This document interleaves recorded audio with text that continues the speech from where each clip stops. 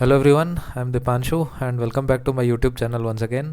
तो वीक ख़त्म हो गया है और 2 दिन अभी वीकेंड आ गए हैं। तो मार्केट्स तो काफ़ी न्यूट्रल से काफ़ी कंफ्यूजिंग से थे। हम मार्केट एनालिसिस देखते हैं चार्ट्स पे चल के, और साथ में मैं अपने पोजीशंस के बारे में भी बताऊंगा। तो 5 दिन काफ़ी अच्छे रहे मेरे ओवरऑल, और जैसा कि मैंने अपने रूल्स एंड रेगुलेशंस के बारे में बात किया था तो उसको फॉलो करते हुए पाँचों के पाँचों दिन ग्रीन में निकले हैं मेरे। और लास्ट के 2 दिन में काफ़ी अच्छे प्रॉफिट्स हुए हैं। तो चलते हैं हम चार्ट्स पे, पहले निफ्टी डिस्कस करते हैं, उसके बाद मैं अपने पोजीशंस के बारे में बताता हूँ। तो ये हम आ गए निफ्टी के चार्ट पे। जैसा कि देख सकते हैं निफ्टी -0.14% नेगेटिव रहा है, और बैंक निफ्टी भी उसी तरीके से फ्लैट रहा है, 0.33% डाउन रहा है बैंक निफ्टी। और इसके अलावा सारे के सारे जो सेक्टर्स हैं सब के सब फ्लैट रहे हैं बिल्कुल। तो ये बैंक निफ्टी है, देख सकते हैं इसने भी अपने आप को काफ़ी अच्छे से होल्ड किया, एक लेवल के ऊपर मेंटेन किया। और सारे के सारे ऑटो मेटल सब कुछ न्यूट्रल रहे हैं। रियलिटी सेक्टर तो हम ज़्यादा ट्रैक करते नहीं है, बट अगर अपने पोर्टफोलियो के रिस्पेक्ट में अगर हम देखें, स्मॉल कैप और मिड कैप डाउन थे, तो इसका इम्पैक्ट आपको पोर्टफोलियो में रेड दिखा होगा, आपके काफ़ी सारे स्टॉक्स अच्छे चले नहीं होंगे। और जो थोड़ा सा वीकनेस दिखाया जिसने, वो था आईटी सेक्टर। काफ़ी 1% डाउन था। ये बेसिकली कंफ्यूज्ड है, कंसोलिडेटिंग है, देख सकते हैं एक दिन ऊपर एक दिन नीचे, इसी तरीके से ये कंसोलिडेट कर रहा है बेसिकली। तो देख सकते हैं। और इसी तरीके से अगर हम आईटी के स्टॉक्स देखें तो कुछ अच्छा परफॉर्मेंस तो देखने को दिख नहीं रहा है। टीसीएस में आज बाईबैक का कुछ अनाउंसमेंट था फाइनल, तो इस वजह से थोड़ा वोलाटिलिटी था, बहुत तेज़ गिरने लग गया, और इसने भी मार्केट में काफ़ी इम्पैक्ट किया। और बाकी रिलायंस सुबह से ही स्ट्रॉन्ग था काफ़ी, इसी ने मार्केट को थोड़ा सा होल्ड किया अच्छे से। कल भी हमने देखा रिलायंस, काफ़ी एक्स्ट्राऑर्डिनरी परफॉर्मेंस था कल रिलायंस का। तो इस वजह से मार्केट जो अपना निफ्टी है उसने गैप डाउन ओपन होने के बाद अच्छा रिकवरी दिखाया और फ्लैट क्लोज हुआ। आज भी रिलायंस ने ही निफ्टी को अच्छा खासा होल्ड करके रखा था। तो हम पहले निफ्टी का चार्ट देखते हैं और देखते हैं किस तरीके से रिलायंस ने मदद किया और कौन कौन से स्टॉक्स ने कंट्रीब्यूट किया किस तरीके से।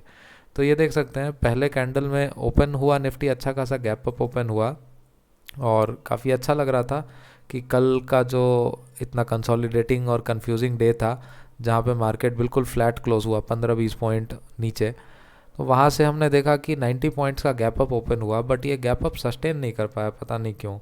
और ये देख सकते हैं 15 मिनट के कैंडल में ही इसने 113 पॉइंट्स का फॉल दिखा दिया। तो जैसे कल हमने ओपन करने के बाद 15 मिनट के 3 कैंडल में ही हमने 100 पॉइंट्स का अपमूव दिखाया, उसी तरीके से आज 15 मिनट में ही हमने 120 पॉइंट्स का डाउनफॉल दिखा दिया। तो अगर हम देखें रिलायंस का 5 मिनट्स कैंडल, तो रिलायंस पहला कैंडल तो रेड था, उसके बाद रिलायंस कंसोलिडेट कर रहा था। बट इस बीच में क्या हुआ एक्चुअली कि एक कल्प्रिट है जो कि बैंकिंग सेक्टर में, पूरा बैंकिंग सेक्टर ही इसी तरीके से वीक था। तो जो H D F C bank है ये काफ़ी हैवी वेटेज रखता है, और H D F C bank देख सकते हैं बहुत बड़े रेड कैंडल के साथ ओपन हुआ। तो ये इतना बड़ा रेड कैंडल था कि मॉर्निंग में ओपन होते ही टॉप से इसने करीबन 1.3% का फॉल दिखा दिया 5 मिनट के अंदर अंदर। तो इसने बहुत बड़ा इम्पैक्ट दिखाया अपने बैंकिंग सेक्टर में भी। देख सकते हैं ओवरऑल कोटक बैंक भी हैवी वेट है, इसका भी बड़ा रेड कैंडल बना, और आईसीआईसीआई बैंक का भी उसी तरीके से बड़ा रेड कैंडल बना। एंड इसी वजह से हमने क्या देखा, बैंक निफ्टी में भी वैसा बना, और जब बैंक निफ्टी में इस तरीके के बड़े बड़े फॉलिंग आते हैं रेड कैंडल से, तो निफ्टी में भी इम्पैक्ट देखने को मिला। बट इसके अलावा भी एक स्टॉक है जो कि है एच डी एफ सी। तो ये भी हैवी वेट है, फाइनेंशियल्स में आता है जैसे मैंने कहा। तो फाइनेंशियल्स और बैंकिंग दोनों का लगभग एक साथ ही चलता है। तो इसने भी अपने 4 कैंडल में देख सकते हैं इतना बड़ा फॉल दिखाया कि निफ्टी को बहुत ज़्यादा इन तीनों चारों ने मिलकर इम्पैक्ट किया। तो ये देख सकते हैं 4 कैंडल यानी 20 मिनट में ये 1.4% गिर गया।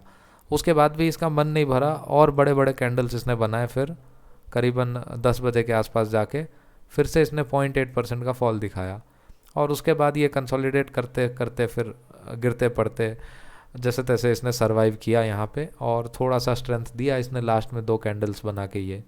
बट इसका कुछ खास कंट्रीब्यूशन नहीं था, इसको जो गिरना था सुबह सुबह गिर के इसने अपना काम ख़त्म कर दिया। बट ओवरऑल मार्केट में जो है ये H D F C bank जो है इसने काफ़ी वीकनेस बनाए रखा, और क्योंकि ये निफ्टी में भी हैवी वेट है, तो इसके गिरने के बाद थोड़ा रिकवरी आया, बट रिकवरी के बाद देख सकते हैं यहाँ पे जो कैंडल्स है 11:55 12 ओ क्लॉक वाला, इसने दोबारा से निफ्टी को फॉल कराया। बैंक निफ्टी भी ऑब्वियसली फॉल हुआ, बट क्योंकि हम बैंक निफ्टी ट्रैक नहीं कर रहे हैं अभी, तो निफ्टी के बारे में मैं बात कर रहा हूँ। तो 11:55 12 ओ क्लॉक के आसपास अपना निफ्टी भी बहुत तेज़ गिरने लग गया, देख सकते हैं।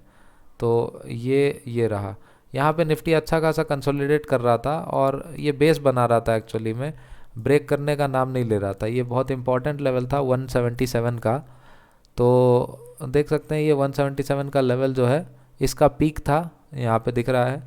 तो और इसका भी बॉटम था, यहाँ पे देख सकते हैं ये रेड लाइंस जो आ रहे हैं, तो ये इसका यहाँ पे बॉटम था और इसका ये वाला पीक था यहाँ पे।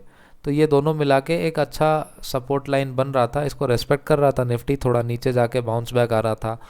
बट ये क्या हुआ कि 11:55 को और 12 ओ क्लॉक वाले कैंडल में तो निफ्टी ने सारा का सारा गिव अप कर दिया, और देख सकते हैं 10 मिनट में ये करीबन 0.4% गिर गया, 70 पॉइंट्स। तो यहाँ से निफ्टी में बहुत वीकनेस आ गया, उसके बाद बहुत कंफ्यूजिंग हो गया निफ्टी। तो ग्रेजुअली ना गिर के इस तरीके से जब स्पाइक्स कहते हैं इसको, इतना तेज़ी से जब वन डायरेक्शन में मूव कर जाता है तो बहुत पेनफुल होता है, ठीक है, ऑप्शन सेलर्स के लिए। और ऑप्शन बायर्स भी इतना प्रिसाइसली इसको कैप्चर नहीं कर पाते हैं, क्योंकि बहुत तेज़ होता है, एंट्री एग्जिट कर पाना इधर पॉसिबल नहीं होता है। इसी तरीके का एक स्पाइक हमें यहाँ पे देखने को मिला, तो ये स्पाइक भी पता नहीं अननेसेसरी था या कैसे हुआ। ये 80 पॉइंट्स का स्पाइक था 25 मिनट्स में, जो कि अनवांटेड सा लग रहा था बिल्कुल भी।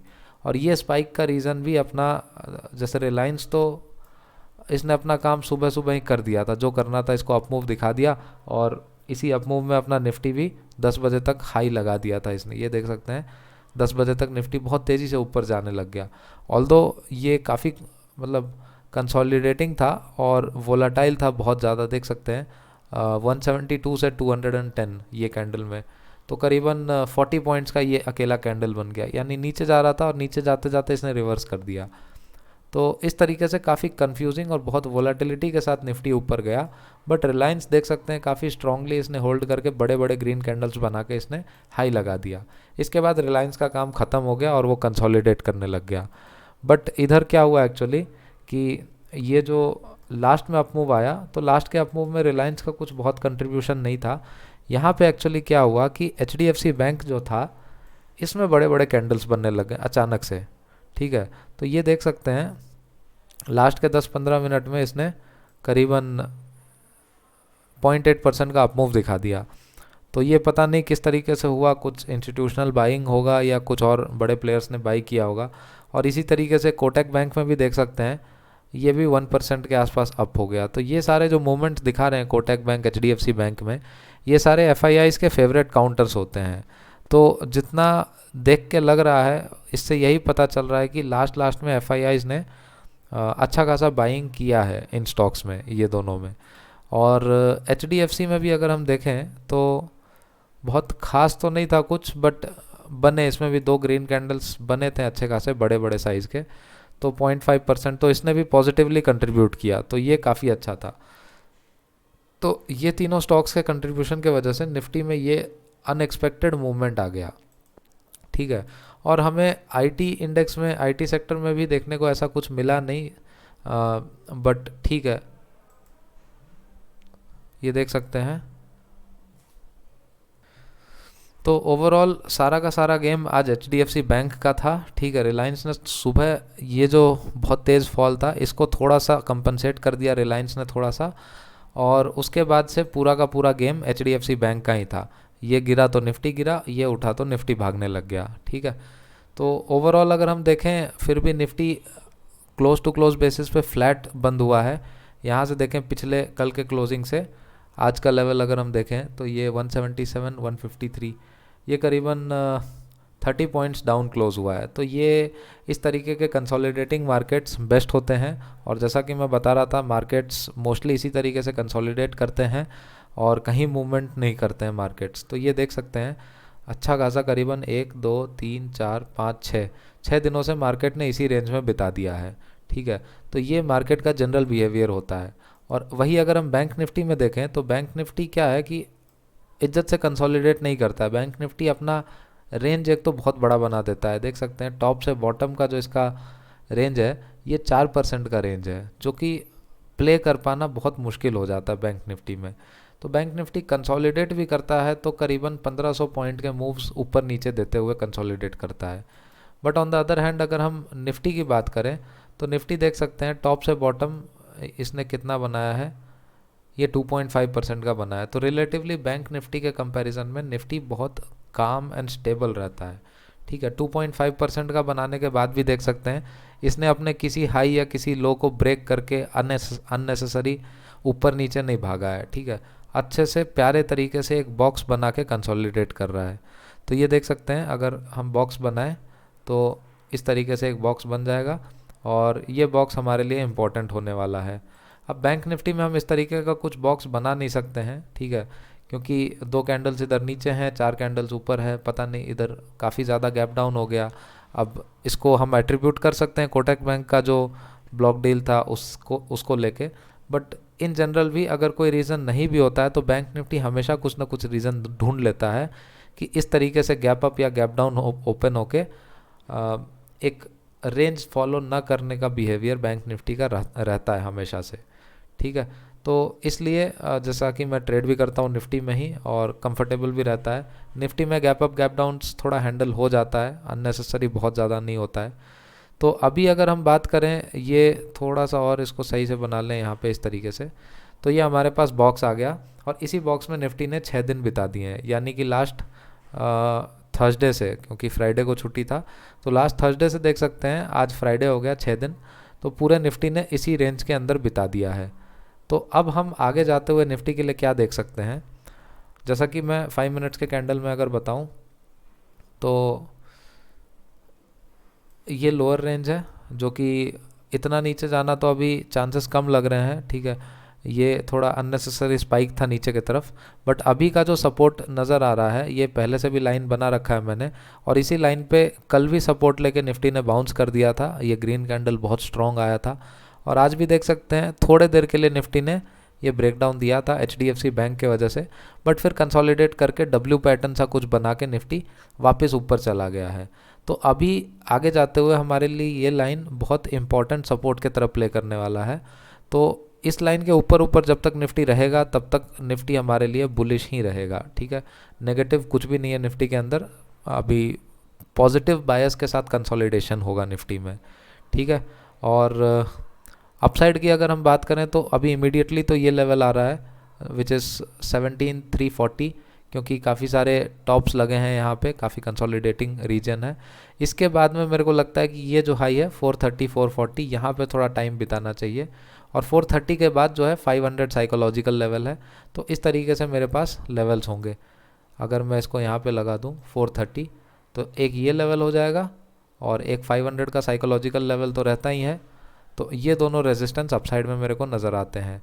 तो निफ्टी अभी बहुत ज़्यादा बुलिश नहीं है एक्सट्रीमली, कि मतलब क्रॉस करके ऐसे हज़ार पॉइंट्स जो हम देखते हैं जनरली, मतलब जो देखते आए हैं अभी तक, ऐसा कुछ देखने लायक नहीं है निफ्टी में। और उसी तरीके से फॉल भी करने के लिए कुछ भी नहीं है निफ्टी में अभी ऐसा, क्योंकि सारे ग्लोबल मार्केट्स अभी ऑलमोस्ट पॉजिटिव टू न्यूट्रल चल रहे हैं। अगर मैं बताऊं कल डाउ जोन्स वगैरह सब पॉजिटिव थे अच्छे खासे, तो यहाँ पे ये देख सकते हैं फुटसी और डेक्स जो कि लंदन और यूके के इंडेक्स हैं, ये दोनों पॉजिटिव हैं। Nasdaq futures, Dow Jones futures, ये दोनों भी पॉजिटिव हो गए। अभी थोड़ा सा 0.03% नेगेटिव में थे, तो ये भी अच्छा हो गया है। और बाकी अगर हम देखें कल इन दोनों का क्लोजिंग भी बहुत स्ट्रांगली पॉजिटिव रहा है।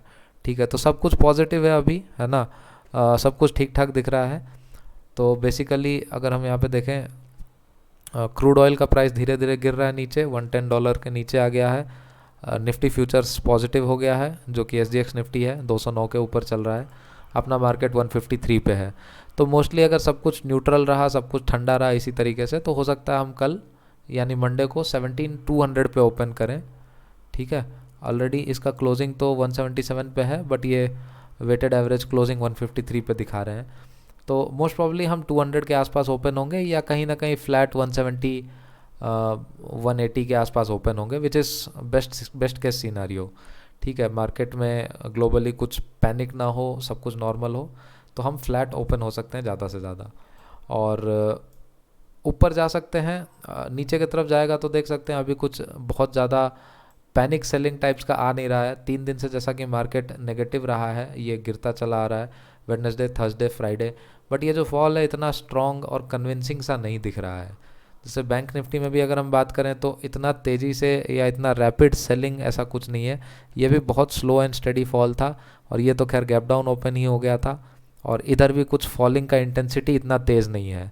तो जितना अभी समझ में आ रहा है, वीकनेस डाउन साइड में बहुत ज़्यादा नहीं है। अगर इसको क्रॉस करता भी है ये लाइन को 17,100 को, तो धीरे धीरे कंसोलिडेट करके यहाँ पे इसको सपोर्ट मिल जाना चाहिए। 17,000 बहुत मेजर सपोर्ट लेवल है। यहाँ से हमें जैसे 17,500 साइकोलॉजिकल लेवल है, इसी तरीके से 17,000 भी साइकोलॉजिकल लेवल है। तो इधर काफ़ी सारे पुट राइटर्स भी हैं, इसको इसके नीचे जाने नहीं देंगे मोस्ट प्रोबेबली। ठीक है, तो बेस्ट होगा 17,000 से लेके 17,500 का रेंज, बट थोड़ा सा और अगर एग्रेसिवली मैं बात करूं तो अपने लिए 17,100 ही सबसे बेस्ट रेंज है। इसके ऊपर ऊपर रहना चाहिए, और मैंने यहीं पे पुट सेल कर रखे हैं 3 लॉट्स मेरे, तो काफ़ी पहले से सेल कर रखा है, तो अभी अच्छा खासा डीके हो गया है, तो प्रॉफिट्स हैं उसमें भी।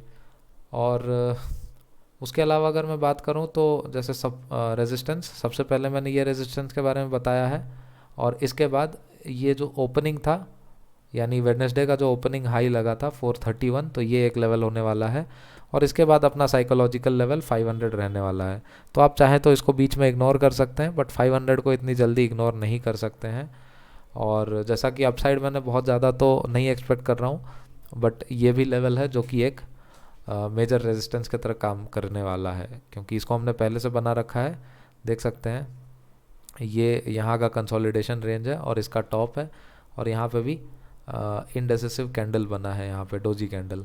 तो ये हमारे लिए नेक्स्ट रेजिस्टेंस होने वाला है 17,600। तो अब अगर हम डाउन साइड की बात करें, डाउन साइड में तो हमने बात कर लिया है। एक और ट्रेंड लाइन है मेजर सा, जो कि ये मैंने बना रखा था पहले से। तो ये ट्रेंड लाइन देख सकते हैं फॉलो करते हुए आया, यहाँ पे अच्छा खासा रिवर्सल देखने को मिला। उसके बाद फिर से कल मार्केट ने इसी के आसपास कंसोलिडेट करके क्लोज कर दिया था। तो ये लास्ट के 15 मिनट में अगर हम देखें, ये रेड कैंडल इतना फॉल नहीं आता, और मार्केट कहीं, इवन मैंने कल डिस्कस भी किया था कि मार्केट अगर यहीं कहीं ओपन हो जाता है इस तरीके से फ्लैट, और फ्लैट ओपन होने के बाद इसको अगर क्रॉस करता है, तो फिर मैं बहुत बुलिश हो जाऊंगा, मैं एग्रेसिवली पुट सेल कर दूंगा 17,100, और इनफैक्ट 17,150 का भी पुट सेल कर सकता था मैं। But unfortunately market gap up open हो गया, और गैप अप ओपन होकर सस्टेन भी नहीं किया उसने, नीचे आके इस लाइन को फटाक से ब्रेक कर दिया, और ब्रेक करके फिर कंसोलिडेट करके धीरे से रिवर्स किया, ऑल थैंक्स टू रिलायंस।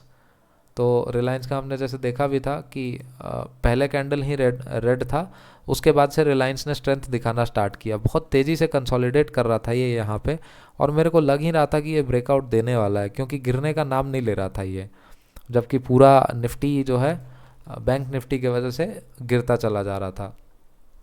तो यहाँ पे जैसे रिलायंस ने ब्रेकआउट दिया 935, 940 को एक्चुअल ब्रेकआउट दिया, तो ये देख सकते हैं 940 को ये बड़ा सा कैंडल बन गया, और निफ्टी ने यहाँ से ब्रेकआउट कर दिया। बट ये जो है इतना स्ट्रॉन्ग था नहीं, क्योंकि बैंकिंग सब वीक चल रहे थे, और रिलायंस ने भी अपना डे हाई लगा दिया था, वहाँ से फिर ठंडा पड़ गया। तो 10 बजे के बाद देख सकते हैं ये शार्प रिवर्सल कैंडल आया, और यहाँ पे ट्रेड तो किया जा सकता था, बट मैंने इसको प्रॉपरली लिया नहीं एग्जैक्टली, तो ठीक है ये मिस हो गया मेरा। बट इवन बैंकिंग में भी हम देखें तो बैंकिंग में ऐसा कुछ इंडिकेटर सा बन के आया नहीं है, तो 955 और ये 10 यहाँ से रिवर्स कर गया। बट इस तरीके के ये जो इन्वर्टेड हैमर कैंडल कहते हैं, या स्पिनिंग टॉप कैंडल भी कहते हैं इसको, तो ये जो है एक स्ट्रॉन्ग रिवर्सल सिग्नल होता है। तो इसके बाद देख सकते हैं मार्केट बहुत तेज़ी से नीचे गिरा, और मतलब गिरता ही चला गया, वीकनेस रहा। बट यहाँ पे इतना तेज़ी से भी नहीं गिरा ये, यहाँ से जैसे अगर हम ट्रैक करें तो यहाँ से 60 पॉइंट्स गिरा, और ये भी बहुत शार्प रिकवरी आ गया। तो यहाँ पे ऑप्शन बाई करके काम करना तो बहुत मुश्किल होता है, ठीक है। और ऑप्शन सेल करके रखा था मैंने, तो इतने वोलाटिलिटी में हर जगह से प्रॉफिट मिल गए। और इसके बाद जब ये कंसोलिडेट करने लग गया, यहाँ पे इस तरीके से रिजेक्शन कैंडल बना रहा था, ये लॉन्ग विक्स के साथ रिजेक्शन कैंडल और ग्रीन बन रहे थे कैंडल्स, तो मेरे को लगा कि थोड़ा सा स्ट्रेंथ है और ये ऊपर जा सकता है। बट HDFC बैंक को मंजूर नहीं था, जैसे कि मैंने कहा। इस कैंडल के साथ पूरे मार्केट को HDFC बैंक नीचे खींच के ले आया। और देख सकते हैं ये ट्रेंड लाइन को दोबारा इसने रेस्पेक्ट किया था। मैं पॉजिटिव इसलिए भी था क्योंकि एक तो यहाँ पे ये रिजेक्शन ले रहा था और ये इस लाइन के आसपास कंसोलिडेट कर रहा था अच्छे से। तो ये अगर ब्रेक कर जाता इसको तो अच्छा खासा मूवमेंट हमें देखने को मिलता, कम से कम यहाँ तक दोबारा जा सकते थे और हो सकता है इसको क्रॉस करके हम डे हाई के आसपास भी जा सकते थे। तो बट वही है, वीकनेस इतना था कि मार्केट वीक ही हो गया पूरा का पूरा। तो उसके बाद हम देख सकते हैं पूरा कंसोलिडेशन था और उसके बाद टाइम स्पेंड करते करते मार्केट ने यहीं बिता दिया। और लास्ट में इसने ये जो ट्रेंड लाइन को ब्रेक किया, तो इस टाइम पे प्ले करना थोड़ा सा सेफ नहीं होता है क्योंकि मार्केट ख़त्म होने को चला है, 320 हो गए थे करीबन, तो इसको प्ले कर पाना तो बहुत मुश्किल है। तो ओवरऑल ये था निफ्टी का एनालिसिस। रेजिस्टेंस मैंने बता दिए हैं ये सारे, और मार्केट मोस्टली बुलिश है अभी तक के लिए तो। और अगर मैं अपने पोजीशंस की बात करूं तो देख सकते हैं पूरा कैपिटल ऑलमोस्ट एंगेज्ड है। एक पार्शियली अभी ब्लैंक रखा है मैंने, और बहुत शांत डे था आज का। मैंने ट्रेड्स भी बहुत ज़्यादा नहीं लिए हैं, बहुत ही लिमिटेड, काफ़ी सारे रिजेक्टेड ट्रेड्स हैं और कुछ इक्विटी ट्रेड्स भी मैंने ले लिया था। टाइटन ये थोड़ा काफ़ी बैकफायर कर गया था, बट ठीक है, कोई नहीं। तो उसके बाद देख सकते हैं कि ट्रेड्स बहुत कम लिए मैंने, काफ़ी सारे रिजेक्टेड और कैंसल्ड हैं इस तरीके से। तो मेरे ख्याल से 20 के आसपास मैंने ऑर्डर पंच किए होंगे बस। तो बहुत शांत दिन था, बस ऑब्जर्वेशन वाला टाइम था, और सब डीके होता गया प्रीमियम। आज अच्छा खासा विक्स में भी डीके आया थोड़ा सा, ऑल्दो बहुत ज़्यादा तो नहीं है, बट लास्ट में इसने अच्छा काम कर दिया। तो ये जो डीके था, इस वजह से मेरे को अच्छा प्रीमियम में डीके देखने को मिला और प्रॉफिट्स अचानक से स्पाइक कर गए मेरे। तो बाकी ऑर्डर्स की बात करूं अगर मैं, तो 17,200 का एक पुट सेल कर दिया था मैंने मॉर्निंग में, बुलिशनेस एक्सपेक्ट करके। ये थोड़ा सा गलत हो गया था, आई विल एक्सेप्ट। तो मॉर्निंग में क्या हुआ कि ये पहले मिनट में ही मैंने इसको सेल कर दिया पुट। तो ये यहाँ पे था कहीं पे टॉप पे, तो 17,200 का पुट सेल कर दिया मैंने। तो मार्केट नीचे आया बहुत तेज़ी से, इसने मतलब लॉसेस आने लग गए मेरे को इसमें। तो ये अभी तो ऑल्दो फ्लैट क्लोज हुआ है ये, बट इसने किसी प्रॉफिट में कंट्रीब्यूट नहीं किया, इसने मेरा कोई फ़ायदा नहीं कराया। तो ये एक बहुत गलत ट्रेड हो गया, जिसके वजह से मेरे प्रॉफिट्स जो हैं नॉट अप टू एक्सपेक्टेशंस हुए हैं, ठीक है। तो मॉर्निंग में काफ़ी लॉस दे रहा था ये एक्चुअली में। इसके बाद मैंने फिर एक कॉल सेल किया और इस तरीके से मैनेज कर करके मैंने सारा कुछ किया। और 17,400 का कॉल था, इसमें काफ़ी अच्छा प्रॉफिट्स हो रहा था मेरे को, तो मैंने इसको स्क्वायर ऑफ कर दिया, ठीक है। और उसके बाद मैंने रोल अप किया, और अभी बेसिकली जैसा अगर मैं पोजीशंस बताऊं तो ये देख सकते हैं जैसा कि सारे के सारे 7 अप्रैल के पोजीशंस हैं, और अप्रैल एंड का भी एक पोजीशन ले रखा है मैंने ये, तो ये स्ट्रेडल किस्म का है। और मार्च एंड का अगर हम देखें तो बस इतना ही है, ये 2 कॉल्स हैं और एक पुट है। तो इसको मैंने एज अ स्ट्रैंगल किस्म का, मतलब ये 100 PE है, ये 300 CE है, तो इसके बीच में कहीं मार्केट है, तो मैंने दोनों को आउट ऑफ द मनी करके होल्ड कर रखा है अभी के लिए तो। और रही बात अगर मैं अपने पोजीशंस की बात करूं, तो ये देख सकते हैं यहाँ पे मेरे प्रॉफिट लॉस स्टेटमेंट्स हैं। तो देख सकते हैं लॉसेस वाले जो हैं सारे छोटे छोटे रख रखे हैं मैंने, और प्रॉफिट जो है 17,500 में मैंने बुक किया था लास्ट में। इसको कल भी मैंने कैरी किया था, कल मैंने बुक नहीं किया इसको एग्रेसिवली होके, ऑल्दो इसमें डीके होता रहता मेरे को पता है, इसलिए मैंने इसको होल्ड कर लिया और आज फाइनली मैंने इसको क्लोज कर दिया। तो और बेटर ऑप्शंस मैंने देखे, फिर रोल डाउन करके मैंने 17,400 कॉल, फिर 450 कॉल, 300 कॉल, इस तरीके से मैंने कर दिया है। तो ओवरऑल अच्छा डे था, देख सकते हैं। नॉट बिकॉज इतना बड़ा प्रॉफिट बुक हुआ मेरा, बट इसलिए कि मैंने आज भी रूल्स फॉलो किया और एक भी loss making in the money option मैंने होल्ड नहीं किया। जैसे अभी एक 17,500 का पुट है, बट उसको मैंने purposefully out of the money ख़रीदा, यानी इन द मनी मैंने उसको पर्पसफुली ख़रीदा है, तो बहुत प्रीमियम है उसके अंदर। तो देखते हैं उसको, और 2 एक्सपायरी बाकी है उसके लिए, तो it's no problem. But rules follow करके, डिसिप्लिन फॉलो करके मैंने अच्छा खासा, मतलब फ्लैट ओपनिंग था मेरा, पॉजिटिव में ही था थोड़ा सा, और उसको मैंने करीबन अच्छा खासा फिर बढ़ते चला गया वो मेरा प्रॉफिट। तो ओवरऑल पूरे दिन में प्रॉफिट्स बढ़ते गए, इंक्रीज़ होते गए, और यही चाहिए होता है, ठीक है। बाकी तो ये सारे बन ही जाते हैं, कुछ ना कुछ प्रॉफिट्स आ जाते हैं क्योंकि ऑप्शंस डीके कर जाते हैं, तो मैनेज करना होता है बस एक तरीके से। तो ओवरऑल मैं बताऊँ बहुत अच्छा डे था, और वही प्रॉफिट्स बढ़ते गए, तो it was very satisfying and very convincing. तो इसके साथ मैं ये वीक काफ़ी पॉजिटिवली क्लोज कर रहा हूँ। मेरे पाँचों दिन ग्रीन में हो गए, और हर दिन करीबन 1% से ऊपर का प्रॉफिट रहा है। एक दिन शायद थोड़ा सा कम रह गया, 1% से थोड़ा नीचे रह गया, but overall cumulatively it's more than 1% every day. तो सैटरडे को मैं एक नए वीडियो के साथ आने वाला हूँ, जहाँ पे मैं अपने P&L स्टेटमेंट दिखाने वाला हूँ इस वीक के 5 दिन का, ठीक है। तो मैं दिखाऊंगा किस तरीके से क्या परसेंटेज रहे, क्या साइकोलॉजी रहा, और क्या क्या मैंने जो मिस्टेक्स थे किस तरीके से मैंने उसको रेक्टिफाई किया, और उसके क्या रिजल्ट्स निकल के आए, ठीक है। तो मिलते हैं सैटरडे के वीडियो में। बाकी आपको किसी स्टॉक के बारे में डाउट हो या कुछ और चीज़ें आपको पता करना हो तो आप कमेंट सेक्शन में कमेंट कर सकते हैं, और वीडियो पसंद आया हो तो वीडियो लाइक करें और अपने दोस्तों के साथ शेयर करें। सो दैट्स इट गाइस, मिलते हैं नेक्स्ट वीडियो में। Thank you.